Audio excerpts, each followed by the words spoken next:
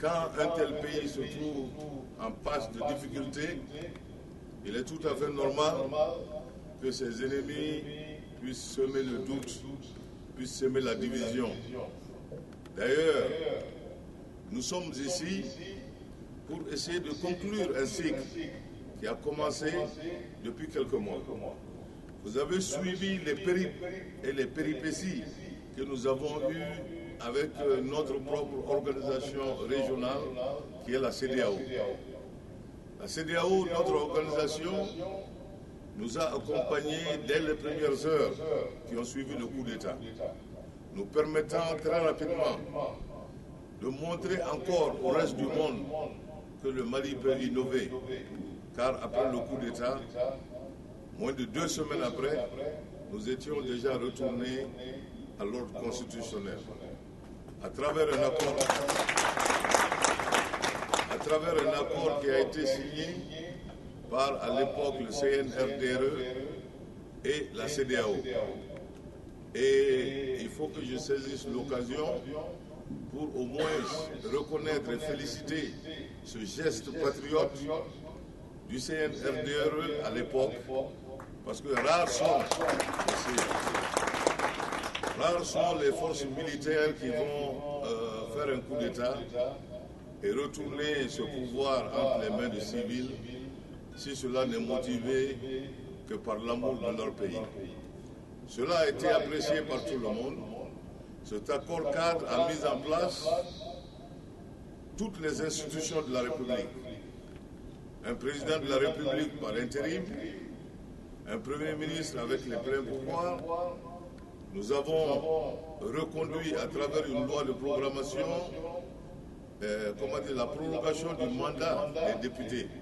Donc l'Assemblée nationale est en place et fonctionne bel et bien. Et d'ailleurs, dès le lundi, nous allons participer à l'ouverture de la session de l'Assemblée nationale. Comme vous le savez, constitutionnellement, le premier lundi du mois d'octobre, l'Assemblée nationale recommence à siéger. Nous avons mis en place un premier gouvernement. On m'a dit que mon interprétation de ce qu'on appelle un gouvernement d'union nationale n'était pas la bonne. Moi, je pensais qu'un gouvernement d'union nationale devrait simplement comprendre des gens venant de tous les segments de la nation. Donc, le 24 avril, j'avais mis en place un gouvernement de 24 membres, 24 ministres, parmi lesquels il y avait des femmes et des hommes. Il y avait nos concitoyens du Nord et ceux du Sud. Il y avait des jeunes et des moins jeunes. Il y avait des Maliens de la diaspora. Moi-même et les 2 ministres conseillers faisaient partie, et des Maliens de l'intérieur. Il y avait des chrétiens et des musulmans. Pour moi, cela couvrait tout l'ensemble, n'est-ce pas, des segments représentant la nation. J'avais commis, je le reconnais, une erreur. On m'a dit que j'avais oublié les politiques. Alors donc, pour éviter des tiraillements à notre pays, nous avons remis en place le 20 août un nouveau gouvernement, cette fois-ci qui a été ouvert à tous les segments de la communauté. Tous les regroupements qui avaient été rencontrés par le président de la République m'ont envoyé des CV, parmi lesquels j'ai eu le plaisir de choisir ceux que je pensais, ceux et celles que je pensais pouvaient constituer une équipe gagnante. Parce qu'en cette phase de la vie de notre nation, nous avons besoin d'une équipe gagnante. Nous n'avons pas besoin de joueurs individuels. Nous n'avons pas besoin de joueurs individuels car ce n'est pas le moment de faire une campagne politique. Nous avons plutôt besoin d'une équipe soudée, une équipe qui partage les 2 mêmes objectifs qui consistent d'une part à la reconquête de l'intégrité de notre territoire et de l'autre, l'organisation d'élections libres, crédibles et transparentes.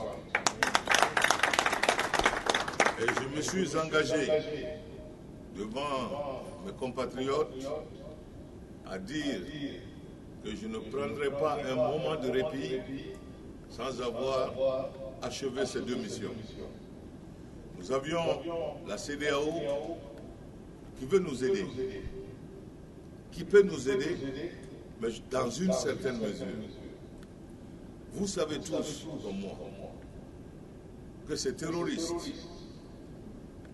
ces fanatiques, ces bandits de grand chemin que sont les narcotrafiquants, qui se sont installés dans le nord de notre pays depuis plus de 20 ans, ont eu le temps de pousser leurs racines en profondeur, ont profité de la crise libyenne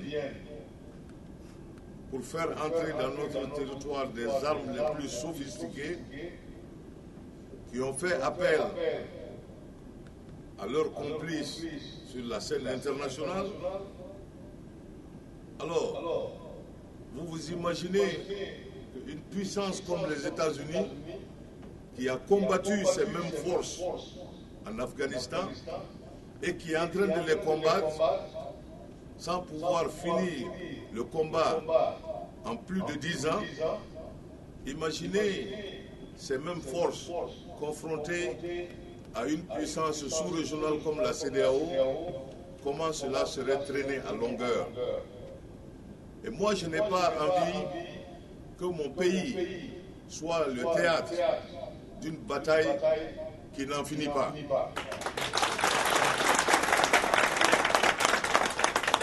C'est pour cela qu'en votre nom et au nom de tous nos compatriotes, j'ai remercié la CEDEAO et l'Union africaine pour leur accompagnement dès le début et nous leur avons effectivement envoyé une requête, comme ils l'ont demandé, pour venir nous aider, mais en même temps, j'ai pris le soin d'écrire une requête que j'ai amenée aux Nations Unies et que j'ai donnée au secrétaire général Ban Ki-moon le dimanche. Requête qui demande aux Nations Unies de mettre en place, sous le chapitre 7 de la Charte des Nations Unies, une force internationale pour venir aussi nous aider à nous débarrasser de ces vilains qui se trouvent dans le nord de notre pays. L'avantage de cela, c'est que ni financièrement, ni en termes logistiques, ni en termes de renseignement, je ne pense pas que notre sous-région ait les moyens. J'ai vu des factures de l'ordre de 120 à 150 millions de dollars par mois pendant la campagne que cela coûterait. J'ai vu des coûts des équipements qui dépasseraient le quart de milliard de dollars. Il est mieux, dans ces cas, sous le chapitre 7, que tous ceux qui sont capables et qui le veulent viennent à nos côtés et que chacun mette sur la table ce que chacun est prêt à commettre dans la bataille et que nous puissions mutualiser toutes ces ressources et dégager la stratégie nous permettant de libérer le pays le plus rapidement possible avec le moins de bavures possible. J'ai été très heureux et aussi très chanceux, comme d'habitude. En arrivant hier, je me suis trouvé nez à nez avec la délégation française. Le président Hollande, qui avait pris des engagements en faveur de notre pays, et moi, avons eu l'occasion, pendant que nous marchions vers la salle de réunion de haut niveau sur le Sahel, d'échanger entre nous, de mettre nos points de vue, de les aligner. Toujours est-il qu'avant même d'arriver dans la salle, nous étions convaincus que Nous allions maintenant traquer ces gens, nous allions libérer le Mali et que surtout aucun d'entre nous ne pouvait plus reculer d'un pas. Il fallait maintenant qu'on avance et que c'était plus que le moment de le faire et que nous allions le faire. Et vous avez vu, et vous avez entendu les propos du président Hollande et vous avez vu à travers ces propos le niveau d'engagement de Hollande. Avant cela, j'avais rencontré Johnny Carson des États-Unis, avec lequel j'ai eu des entretiens. Et j'avais rencontré également le ministre des Affaires étrangères de France, Laurent Fabius, avant même d'arriver ici, pour faire connaître nos intentions de demander à la communauté internationale de nous appuyer. J'avais pris entre-temps le soin de parler aux Russes et aux Chinois également, parce que lorsque un pays veut une résolution aux Nations Unies, il faut surtout s'assurer que les 5 membres permanents du Conseil de sécurité appuient votre stratégie et qu'un veto ne fasse pas échouer la démarche. Je pense et je prie que nos estimations soient bonnes et que notre requête soit à l'abri désormais d'un veto. Donc nous attendons à la prochaine opportunité une résolution des Nations Unies autorisant une intervention armée au Mali pour libérer le nord du pays. Entre-temps, nous avons nos frères égarés du MNLA, MNLA qui aujourd'hui n'est plus que l'ombre de lui-même, avec des difficultés pour voyager, parce que dès que je suis devenu Premier ministre avec mon ministre d'État chargé des Affaires étrangères, nous avons suspendu les passeports de tous ces gens qui veulent créer une république de l'Azawad, afin que s'ils voyagent, ils puissent le faire avec le passeport de l'Azawad. Et nous avons également, évidemment, suspendu leur salaire, comme parmi eux, il y avait beaucoup qui étaient des fonctionnaires et même des députés. Donc, cette organisation, dont la branche militaire d'ailleurs a été complètement décimée par les terroristes qui sévissent au nord, cette organisation maintenant est représentée simplement par comment dirais-je, personnes de sa branche politique qui sont en train d'errer d'un pays voisin à un autre et qui nous ont déjà appelés dès le dimanche, je crois, après que j'ai mis la requête en place, nous disant qu'ils sont prêts à négocier.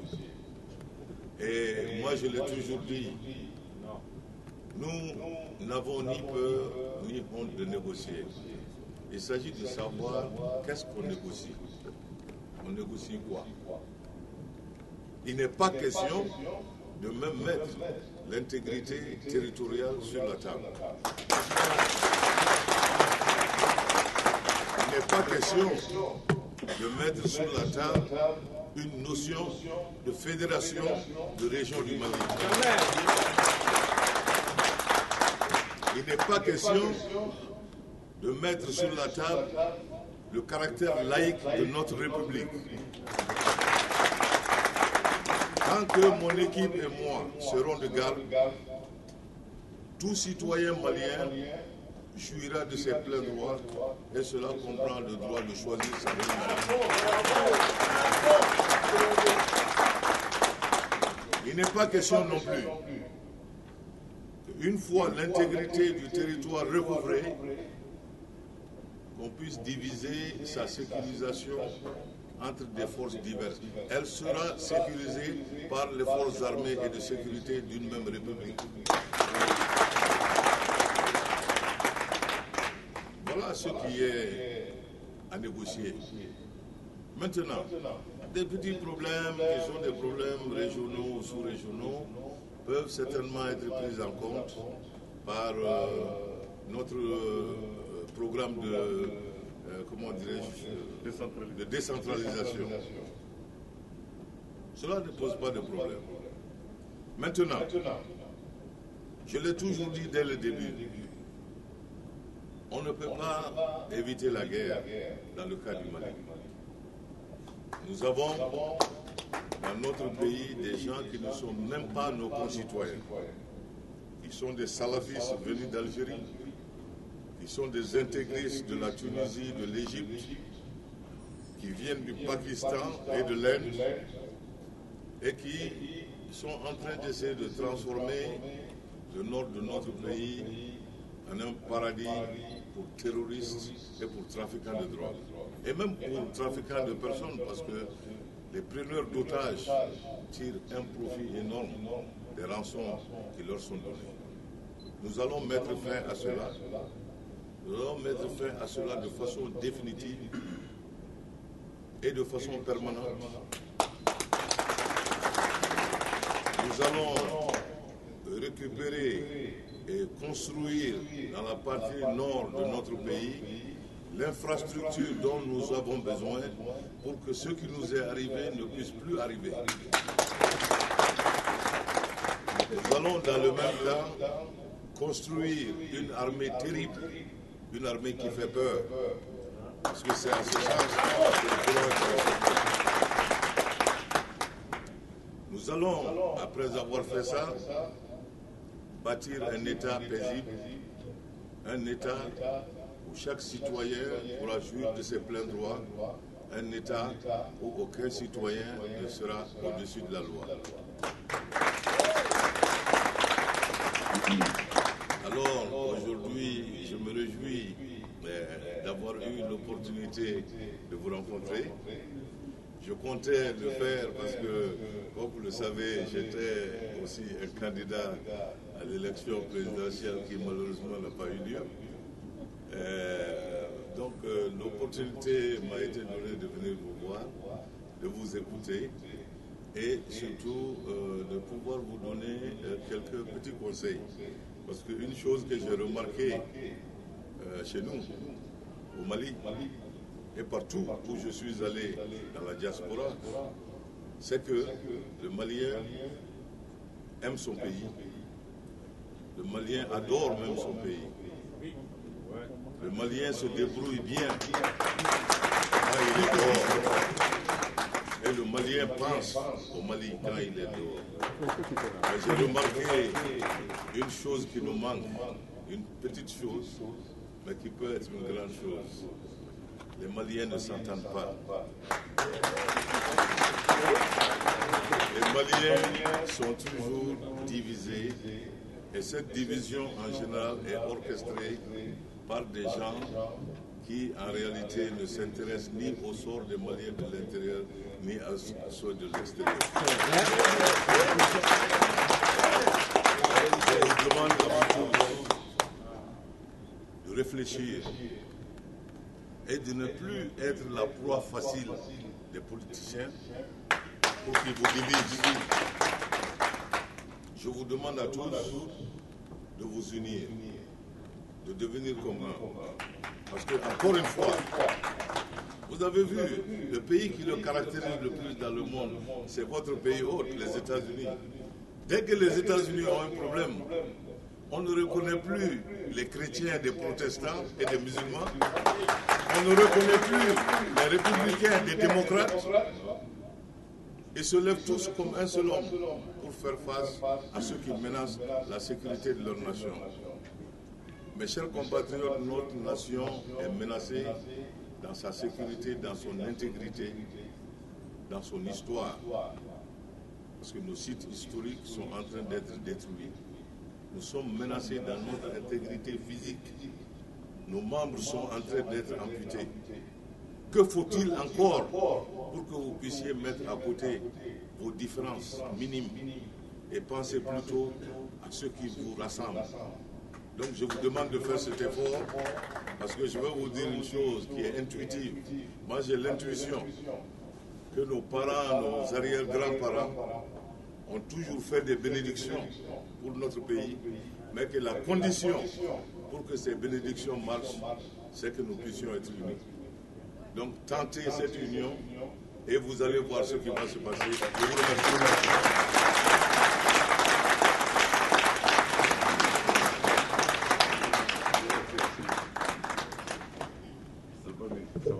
Merci, Monsieur le Premier ministre, pour cet exposé très complet et très détaillé. Nous avons tenu compte du schéma que vous avez voulu pour cette rencontre. Sans autre forme de protocole ni de préséance, nous allons faire un échange interactif avec vous, en espérant que vous avez déjà tenu compte du conseil du Premier ministre dans la discipline et le respect qui caractérise les Maliens. Nous allons vous donner la parole à 1, 2, 3 personnes pour demander éventuellement des éclaircissements. Je vais prendre 3 personnes au hasard. Je connais personne dans la salle.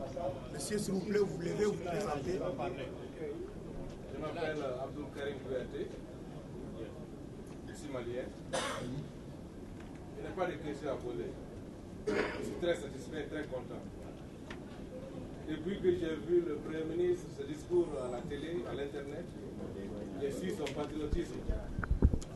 Je voulais seulement l'assurer que depuis que moi je suis né, que ce soit au Mali et ici aux États-Unis, ça fait 27 ans, je suis là, j'ai le passeport il y a 25 ans, j'ai voté, même pour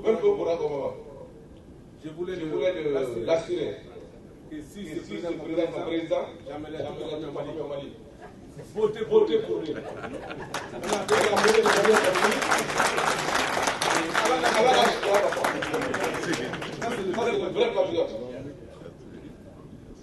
Il me fait brûler le cœur. Il me rappelle les grands moments de l'histoire de l'Afrique.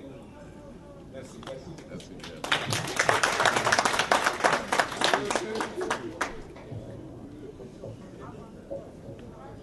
Merci, monsieur Abdul Karim. Nous allons prendre, madame, s'il vous plaît, la vieille maman, nous allons donner la parole.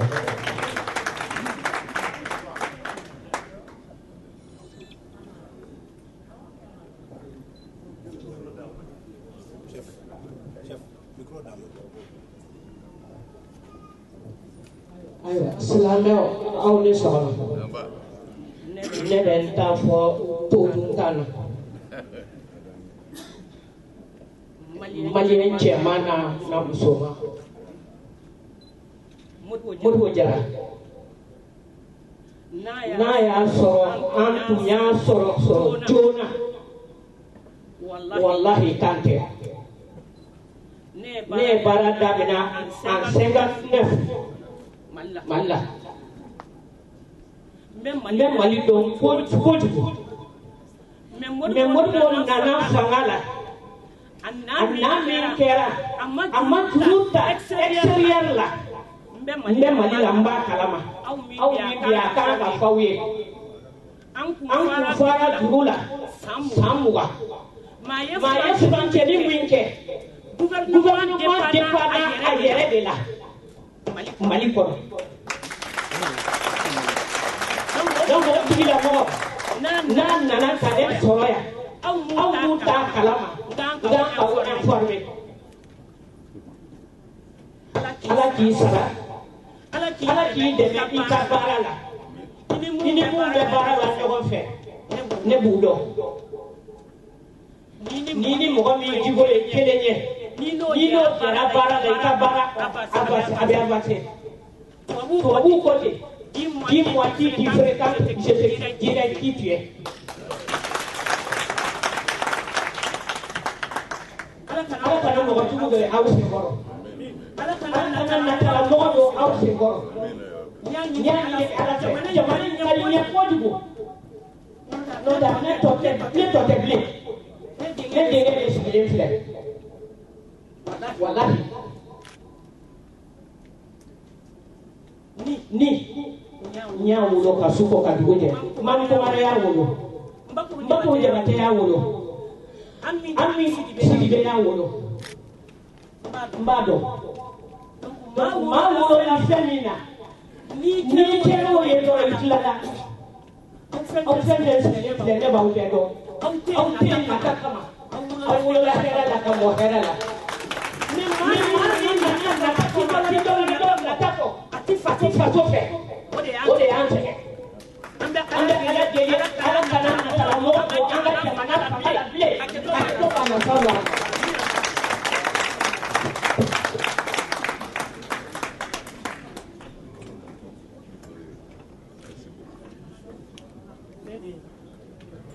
Remercier la maman et prier Dieu pour qu'il exauce les vœux qu'elle a formulés pour notre pays. J'ai sur ma liste Mamadou Keïta.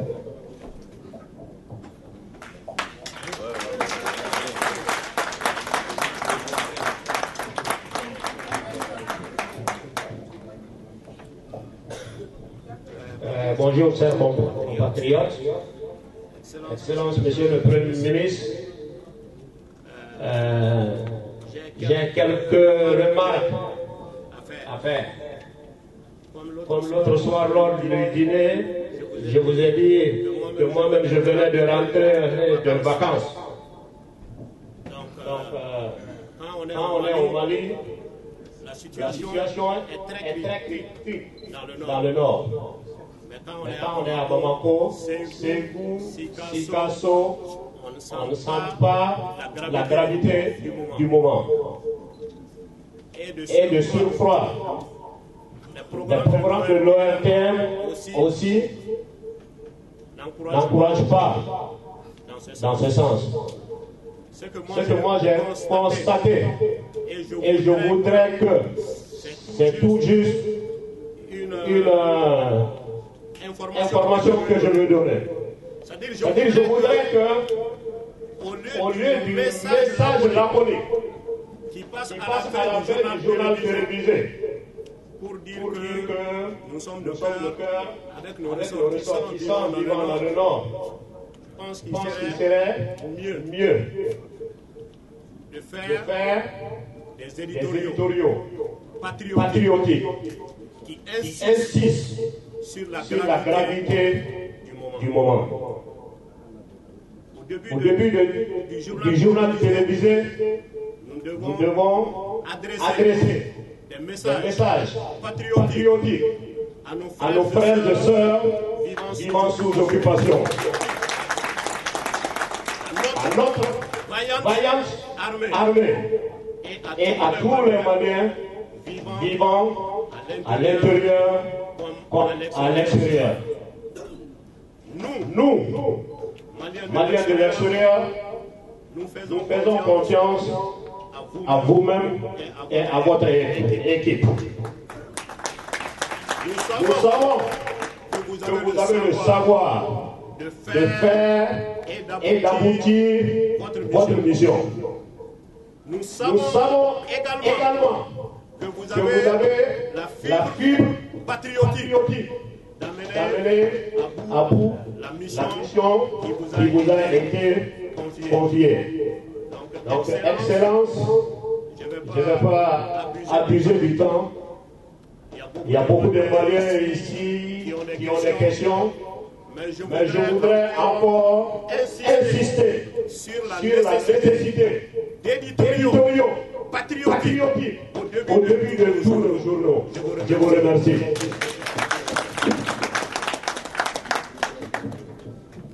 Merci, M. Keïta. Oui. Madame, s'il vous plaît.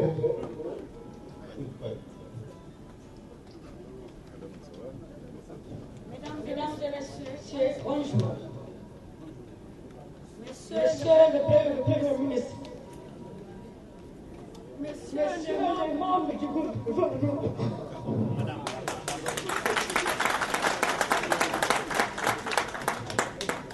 j'ai une question à poser au ministre et à son gouvernement. Quand cette guerre, tout le Mali a souffert, particulièrement nous, les Je suis né à Tombouctou. Grandi à Tombouctou. S'il faut que maintenant, même si j'aille au Mali, je ne pourrais pas foutre le pied dans ma ville natale. Monsieur le ministre, nous qui sommes là, Dieu merci, on a eu la chance de déplacer nos familles. Dieu merci aux États-Unis d'Amérique. Monsieur le Président, Monsieur le Premier ministre, pardon. Quand cette guerre commencera, quel sera le sort des pauvres populations qui ne pourront pas faire le déplacement, faute de moyens?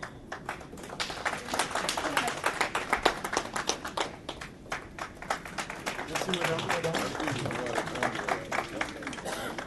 On va prendre deux autres questions. Et puis, monsieur, s'il vous plaît, je me demande, attendez, s'il vous plaît, on va mettre un peu d'ordre. Il faut présenter.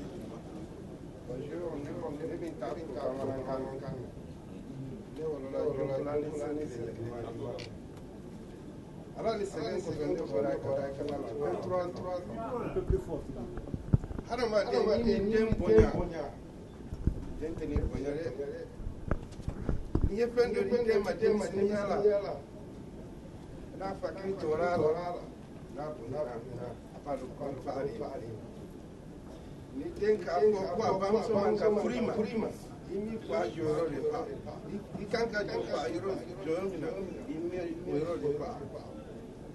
Depuis 1963, il y a des gens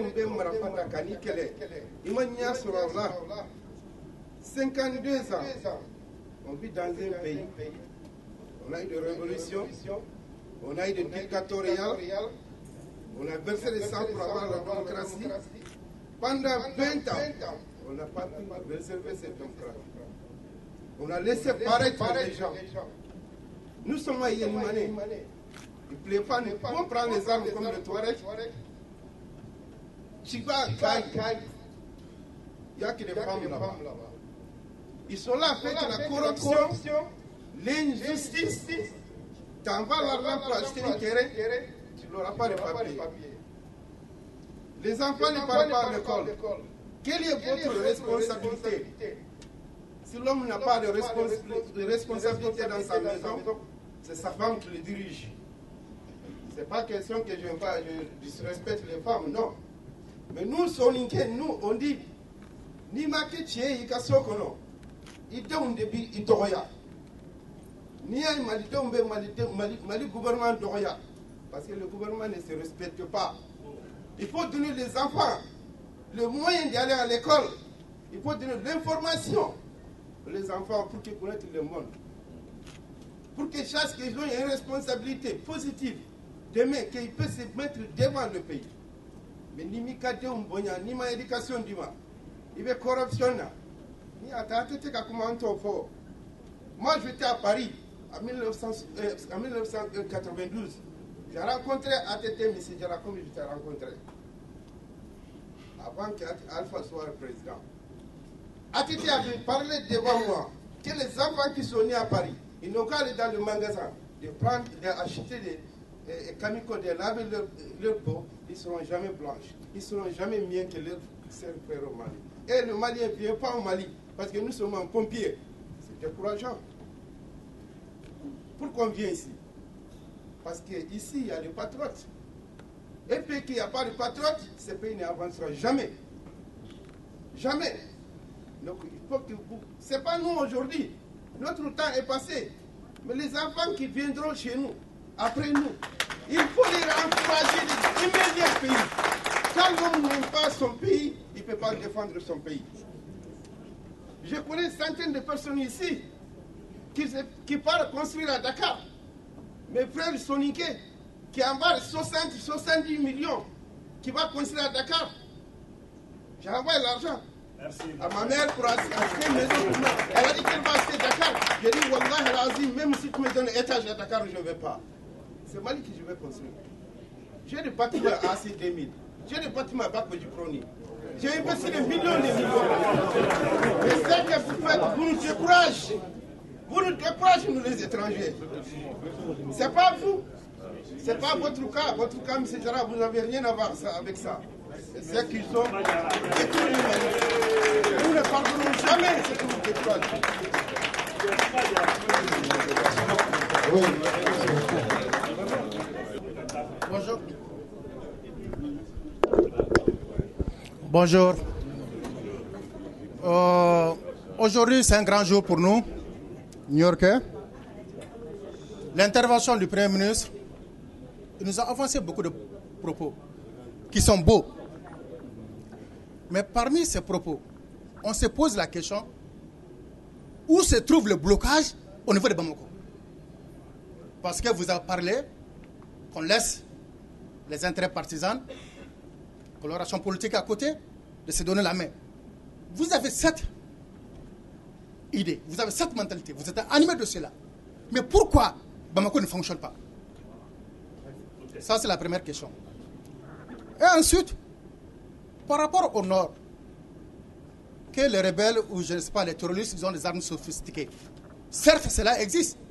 Mais il faut savoir aussi que notre armée n'a pas fait de combat avec ces gens-là.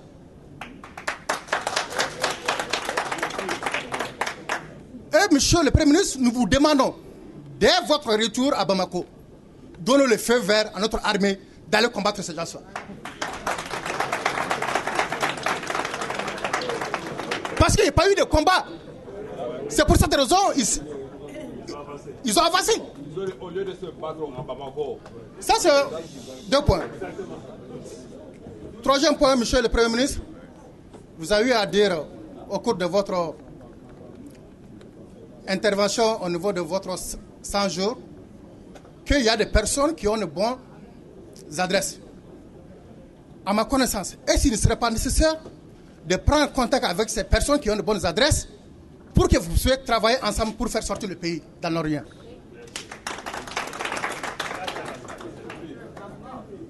La quatrième question, ce n'est pas une question d'une manière.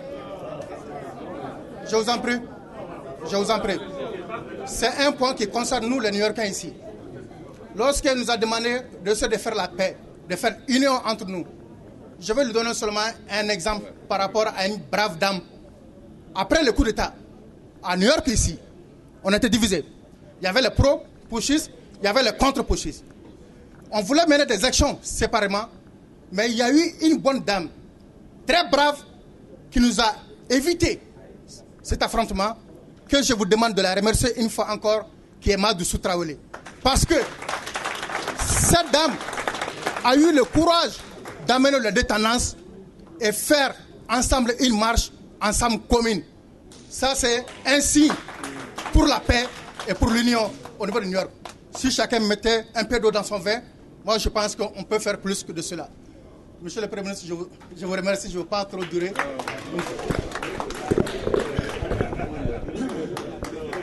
Merci beaucoup. Je crois qu'on va... Il faut comprendre que le Premier ministre